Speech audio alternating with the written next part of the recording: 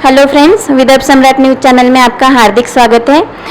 आज सबसे पहले सर मैं आपको हार्टली कॉन्ग्रेचुलेसन करना चाहूँगी क्योंकि आपको best global teacher excellence award 2020 best physics teacher के लिए मिला है, तो इसके लिए मैं आपको कॉन्ग्रेचुलेट करना चाहूँगी। Thank you very much, thank you very much.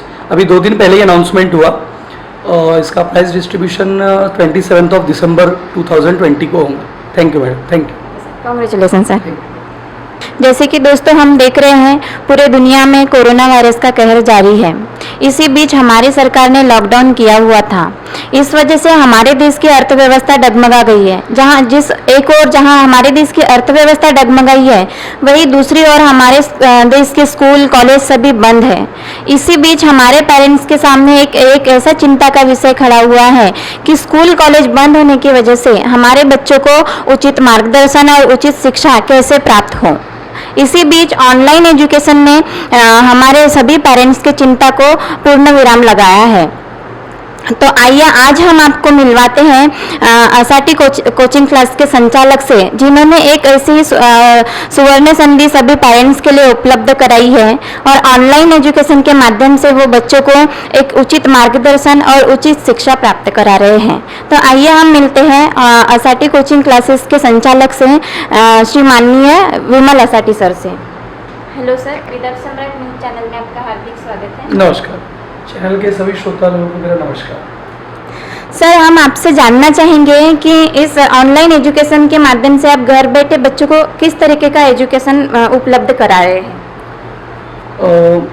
Madam कैसा है, ऑनलाइन एजुकेशन के लिए ये बात ज़रूर है, सभी लोग कहते हैं कि ऑनलाइन एजुकेशन लेना बड़ा दिक्कत वाला है, मुश्किल है, क्योंकि बच्चों को मोबाइल, टैब, लैपटॉप के ऊपर जाकर उसका इस्तेमाल ज़्यादा करना पड़ता है।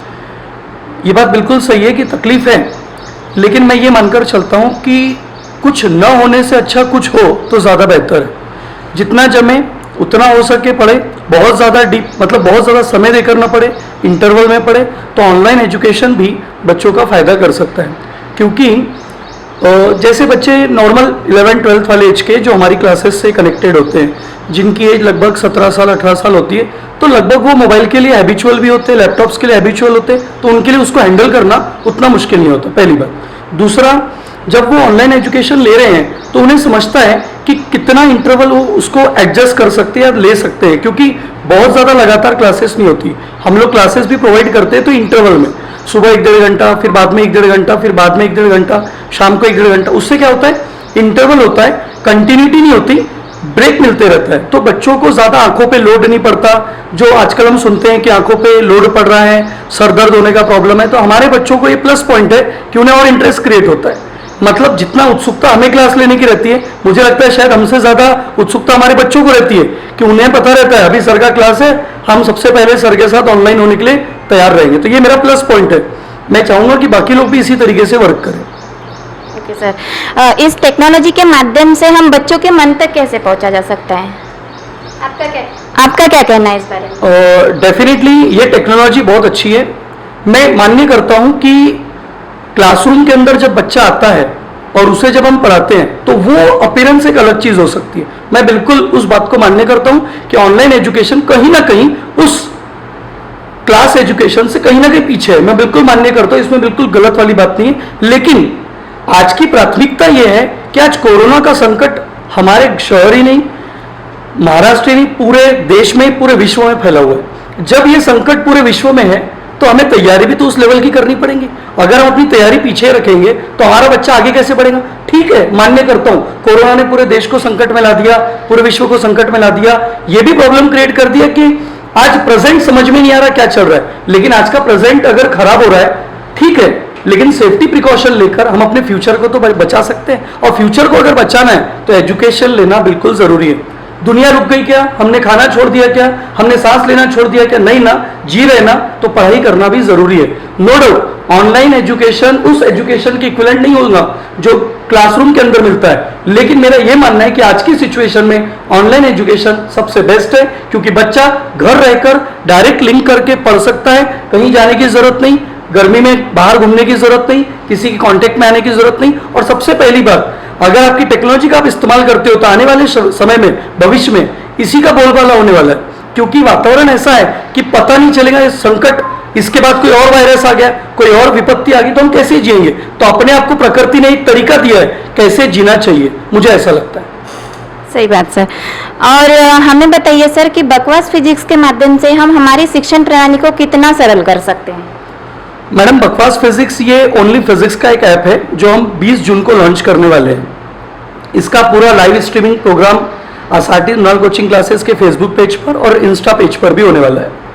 तो ये ऑनलाइन फिजिक्स का जो प्लेटफॉर्म है, मैंने एक्चुअली 20 अप्रैल को हमें लॉन्च करना था, लेकिन लॉकडाउन होने की वजह से हम लॉन्च नहीं कर पाए। तो हम लोगों ने अपना पैरेलल में यूट्यूब चैनल लॉन्च किया था, जिसके माध्यम से गरीब बच्चे भी इसका फायदा उठा सकते हैं, क्योंकि कई बच्चों के पास पैसा नहीं होता, तो वो कैसा करेगा, क्योंकि हम लोग उस पर भी पैरेलल में अपने वीडियोस कोचिंग के माध्यम से देते रहते हैं। अब जो ऐप है पर्टिकुलर, ये थोड़ा सा प्ले स्टोर से डाउनलोड करना पड़ेगा 20 जून के बाद। डाउनलोडिंग फ्री है, लेकिन डाउनलोड करने के बाद उसका जो इस्तेमाल करना है उसके लिए थोड़ा अमाउंट खर्च करना पड़ता है, लेकिन फिर भी ठीक है। क्यों?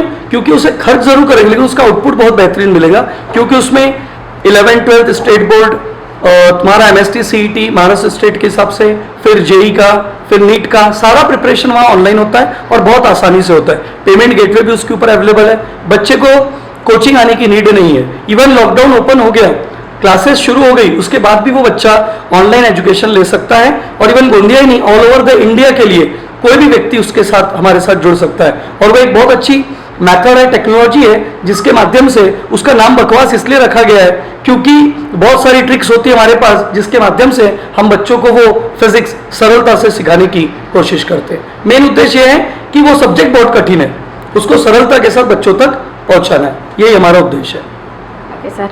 जहाँ हम एक तरफ देख रहे हैं सर कि आज हर बच्चा मोबाइल में गेम में बिजी रहता है, उसी तरीके से वो ऑनलाइन एजुकेशन में भी उतना ही उत्सुकता, उतनी ही मतलब पहले के मुकाबले ज़्यादा उत्सुकता दिखा रहा है। तो इस बारे में आपका क्या कहना है? नहीं, बिल्कुल सही है। एक्चुअली कैसा है, वो एज वैसी है। बच्चे 11th 12th वाले होते हैं, आजकल सभी का ये प्रॉब्लम है कि मोबाइल जल्दी मिल ही जाता है, 10th के बाद बच्चे उसमें इन्वॉल्व हो जाते हैं। तो हमारे लिए प्लस पॉइंट है कि जितने बच्चे 11th 12th में इन्वॉल्व होते हैं वो पहले से मोबाइल के हैबिचुअल होते, मैंने पहले ही बताया। अब रहा सवाल, वो खेलकूद में ज्यादा इन्वॉल्व थे, अब कितने दिन खेलेंगे, आज उन्हें भी पता है। वो हमारा जो युवा वर्ग है बहुत अवेयर है इस बात के लिए, मैं उन्हें बिल्कुल गुड लक कहता हूं कि वो आगे भी ऐसे ही रहे। क्योंकि उसका कारण है, क्योंकि वो जानते हैं कि आज हमारे देश का भविष्य इन युवा पीढ़ियों के हाथ में है।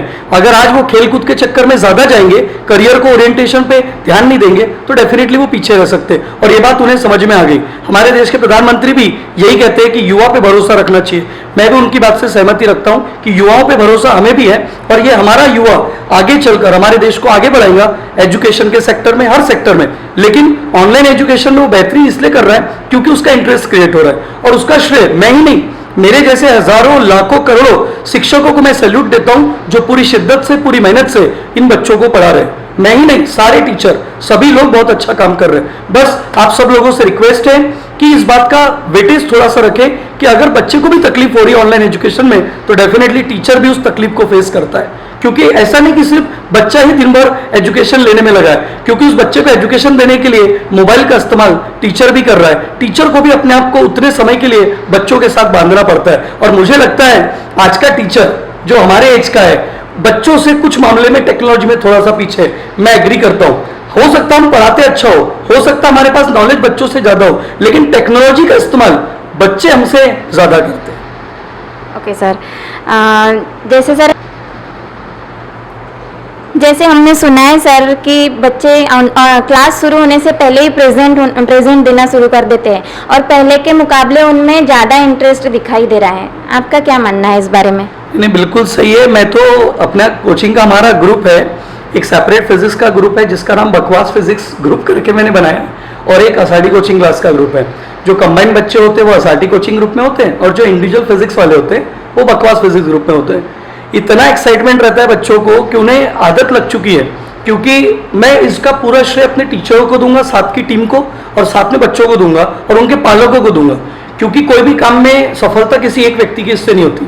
अगर कोई बिल्डिंग खड़ी हो रही है तो उसके 4 बेस होते हैं, तो ये आधार स्तंभ है मेरे कोचिंग के सारे टीचर, मेरे सारे बच्चे और सारे पालक वर्ग। क्योंकि जब हम पेरेंट टीचर मीटिंग लेते हैं तो वो टीचर्स के साथ जब मीटिंग होती है पेरेंट्स की, तो उन्हें समझ में आ जाता है कि कोचिंग के अंदर इस बात का ध्यान रखा जा रहा है कि अगर बच्चों से फीस ली जाती है तो उस फीस का मुबदला उन्हें सही मिलना चाहिए। हम फीस बहुत ज्यादा नहीं लेते, बहुत नॉमिनल फीस है हमारी, और उस फीस में हम बच्चों को अच्छे से अच्छा देने की कोशिश करते हैं। और ये बात पेरेंट्स को समझ में आती है, हम उन्हें ध्यान दिलाते हैं कि अगर आप पैसा खर्च कर रहे हो तो उस पैसे का सही आउटपुट आपको मिलना चाहिए। और ये बात बच्चे बहुत अच्छे से समझ जाते हैं, तो उन्हें ध्यान में आता है कि सर अगर एक कदम आगे बढ़ा रहे तो हमको सर से और 2 कदम आगे बढ़ना है उस मामले में अचीवमेंट करने के लिए। क्योंकि आज उन्हें ये पता है कि अगर टीचर कुछ एक अच्छा काम कर रहा है और अगर हम और एक अच्छा काम करेंगे तो टीचर की हिम्मत और 4 गुना बढ़ती है। तो हमारे अंदर और उत्साह आता है कि आज हमारे बच्चे इतना अच्छा कर रहे हैं, कल चलो हम और अच्छा करके देंगे। और इसका बेनिफिट नो डाउट बच्चों को ही मिलना है। बच्चों का डेवलपमेंट है, देश का डेवलपमेंट है।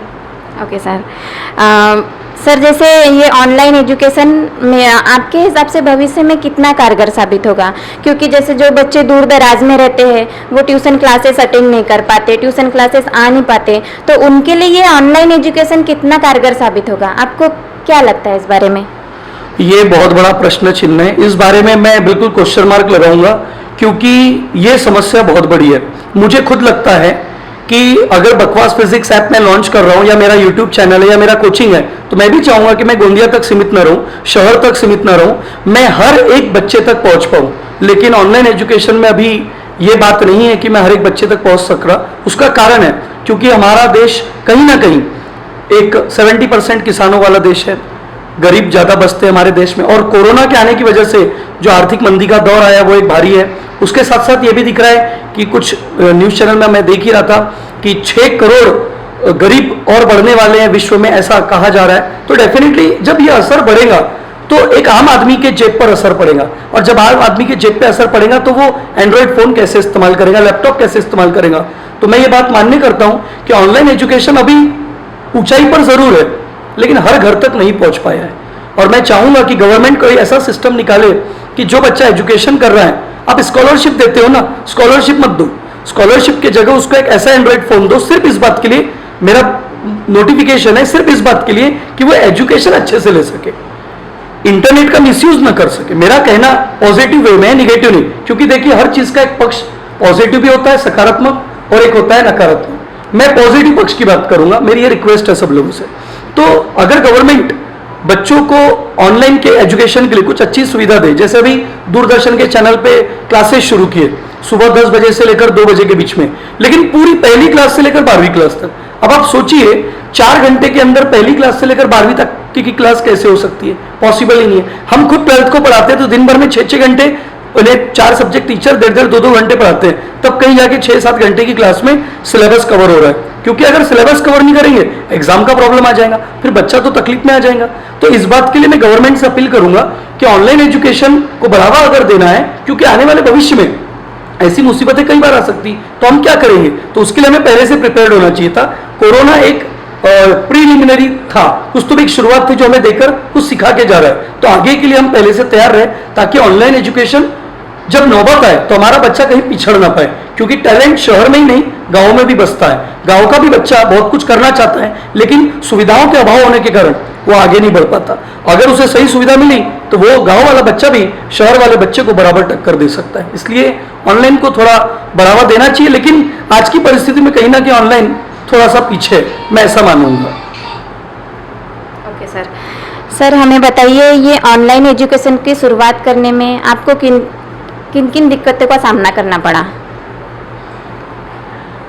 ऑनलाइन एजुकेशन की शुरुआत करने में अगर दिक्कतों की बात आती है तो जो श्रोतागण मुझे पहले से जानते हैं उनके लिए उनके लिए नहीं बताऊंगा, लेकिन जो नहीं जानते उनके लिए बताऊंगा। ये जो मोबाइल है इसका इस्तेमाल जब तक मोदी जी का सेकंड लॉकडाउन अनाउंस नहीं हुआ था तब तक दिन भर में बड़े मुश्किल से शायद आधे घंटे में इस्तेमाल करता था, और अभी शायद ऐसा होगा कि आधे घंटे में उससे दूर रहता हूं। इतना बड़ा डिफरेंस मेरे अंदर आया है और इतना ज्यादा मैं डेवलप हूं, उसका पूरा श्रेय मुझे नहीं जाता, मेरे पुराने स्टूडेंट्स को जाता है। कुछ बच्चे हैं जिन लोगों ने मुझे सिखाया कि सर आप ऐसा नहीं ऐसा कीजिए, ऐसा नहीं ऐसा कीजिए, क्योंकि मेरे आज पढ़ाए हुए नहीं करते। मुझे अच्छे से याद है, मैं 2001 से लगभग पढ़ाना शुरू है, लगभग 19 साल हो गए मुझे काम करते हुए प्राइवेट लेवल पर कोचिंग के इसमें। तो इतने सालों में न करते हुए मुझे ऐसा लगता है शायद 10-12 हज़ार बच्चे पढ़ाकर हो गए होंगे। तो अब 10-12 बच्चे हज़ार पढ़ के निकल चुके हैं, तो उनमें से कई इंजीनियर, डॉक्टर और न जाने क्या क्या बन चुके हैं। तो उन बच्चों में से कुछ ऐसे जो आज भी मैक्सिमम तो कांटेक्ट में रहते हैं, लेकिन कुछ ऐसे जो बहुत करीब होते हैं, तो वो लोग सलाह दे देते हैं, सर ऐसा नहीं ऐसा कीजिए। तो मैं इस टेक्नोलॉजी में जो डेवलप हुआ उसका श्रेय अपने आप को बिल्कुल नहीं दूंगा, पूरा मेरे एक्स स्टूडेंट्स को दूंगा जिन्होंने मुझे सिखाया समझाया, तो आज मैं कुछ अच्छा कर पा रहा हूँ।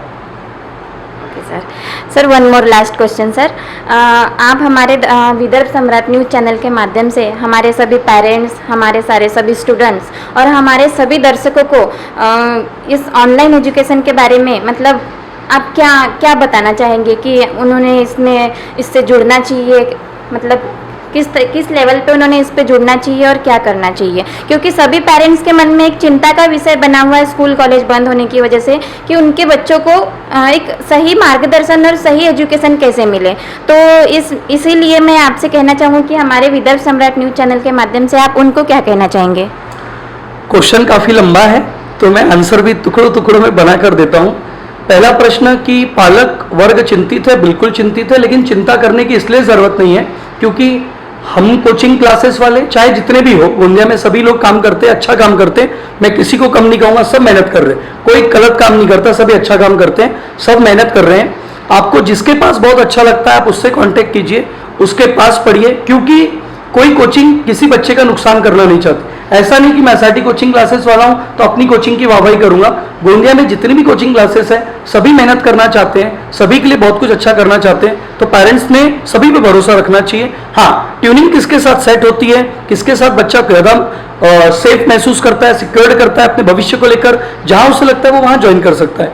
हमारा बकवास फिजिक्स चैनल ऐप हम लॉन्च कर रहे हैं 20 जून को। हम चाहेंगे कि पेरेंट्स उससे जुड़े, उसके बारे में इंफॉर्मेशन ले। हमारा कॉन्टैक्ट नंबर कहीं ना कहीं आप वेबसाइट हमारी है www.mccgondia.in, उस पर चेक कर सकते हैं। उसके अलावा हमारा यूट्यूब चैनल है, वहाँ पर जानकारी ले सकते हैं। और उसी प्रकार जो बच्चों की दूसरी समस्या है कि ऑनलाइन एजुकेशन सेफ है नहीं है, तो मैं यही कहूँगा अभी जब तक कोरोना है तब तक ऑनलाइन एजुकेशन चलने दीजिए। एक बार एडमिशन हो गया, ऑनलाइन एजुकेशन चल रहा है, कम से कम बच्चा कुछ तो नॉलेज गेन करेगा। थोड़ी तकलीफ होंगी, मैं मान्य करता हूँ, लेकिन तकलीफ बच्चे को भी है, लेकिन टीचर को भी है, लेकिन पालक को जो मेंटल टेंशन रहेगा कि मेरा बच्चा बाहर गया तो सेफ है या नहीं है, ये टेंशन से वो बच जाएगा। ये सबसे बड़ा प्लस पॉइंट है, क्योंकि जान है तो जहान है। क्योंकि एजुकेशन इंपॉर्टेंस रखता है, लेकिन मेरे लिए पहले एजुकेशन से ज्यादा ये जरूरी है कि बच्चे की सेफ्टी होना चाहिए। इसलिए मैं ऑनलाइन एजुकेशन को थोड़ा बढ़ावा ज्यादा दे रहा हूँ। जिस दिन कोरोना संकट दूर हो जाएगा, कॉलेज खुल जाएंगे, कोचिंग्स खुल जाएंगे, उस दिन वेलकम, कोचिंग में बैठकर आराम से बातचीत करेंगे, आराम से पढ़ेंगे। रहा सवाल कॉलेजेस के एडमिशन का, तो अभी गवर्नमेंट प्रोसेस कर रही है कि शायद 26 जून के बाद कुछ नया डिसीजन आए, क्योंकि गवर्नमेंट मंगवा रही है लोकल कॉलेज से इंफॉर्मेशन कि भाई आप कैसी सुविधा देकर बच्चों को आराम से डिस्टेंस मेंटेन करा के, फिजिकल डिस्टेंसिंग मेंटेन करा के कैसे क्लासेस करा सकते हैं। पॉसिबल है, जैसे मैं अपने यहाँ बोलता हूँ, मैंने कई न्यूज़ चैनल में जैसे दैनिक भास्कर, नवभारत में हमारी इंटरव्यूज है, उसमें मैंने साफ साफ कहा कि अगर चाहे तो गवर्नमेंट अगर हमको हमारे सीसीटीवी कैमरे की फुटेज लाइव देखना चाहे तो देख सकते हैं। मेरे यहाँ इतने बड़े बड़े हॉल है कि अगर एक हॉल के अंदर मैंने 25 बच्चे बैठा ले तो भी 2-2 फुट की दूरी हो जाएंगी। इतने बड़े बड़े हॉल मेरे यहाँ है, तो कोई प्रॉब्लम नहीं है। लेकिन हम भी नहीं चाहते कि किसी की जान का जोखिम कोई उठाए, तो जब तक गवर्नमेंट मनाही रखती है हम लोग कोई एजुकेशन क्लासरूम के थ्रू नहीं देंगे, हम लोग ऑनलाइन ही देना चाहेंगे। तो इसलिए पेरेंट्स को कोई चिंता की जरूरत नहीं है। स्कूल कॉलेजेस ओपन होने की तैयारी हो रही है, हुआ तो ठीक, नहीं हुआ तो सभी के लिए, कोई समस्या किसी एक बच्चे की नहीं है, ये समस्या सभी की है। गवर्नमेंट इस पर विचार कर रही है। महाराष्ट्र गवर्नमेंट, हमारे माननीय मुख्यमंत्री उद्धव जी ठाकरे बिल्कुल प्रयत्न कर रहे हैं, और उनके साथ में शिक्षा मंत्री गायकवाड़ मैडम वो भी अपना प्रयत्न कर रही है, हमारी जिला अधिकारी मैडम वो भी अपना प्रयत्न कर रही है, सभी लोग बहुत अच्छा प्रयत्न कर रहे हैं। इसलिए पेरेंट्स को घबराने की जरूरत नहीं है, ये एक संयम का दौर है, सभी लोग संयम बरतें, क्योंकि ज्यादा घबराहट करने से एक दूसरे का ही नुकसान होगा। आज हमें गोंदिया को, अपने महाराष्ट्र को, अपने देश को अगर बचाना है तो सबको एकजुट होकर काम करना होगा। यही मैं अपने विदर्भ सम्राट चैनल के माध्यम से कहना चाहूँगा। Thank you sir. तो जैसे दोस्तों आज हमने आपसे बातचीत कराई असाटी कोचिंग क्लासेस के संचालक माननीय विमल असाटी सर से, जिन्होंने सभी पेरेंट्स और सभी स्टूडेंट्स के जो एक चिंता का विषय बना हुआ था कि उनको सही शिक्षा सही मार्गदर्शन कहाँ से मिले, तो उन्होंने सभी पेरेंट्स और सभी बच्चों के लिए एक ऐसा सुनहरा मौका उपलब्ध कराया है ऑनलाइन एजुकेशन के माध्यम से। तो अगर आपको पढ़ना है, आगे बढ़ना है, तो नीचे स्क्रीन पे दी गई लिंक पे क्लिक करें और आज ही जुड़े बकवास फिजिक्स से। Thank you.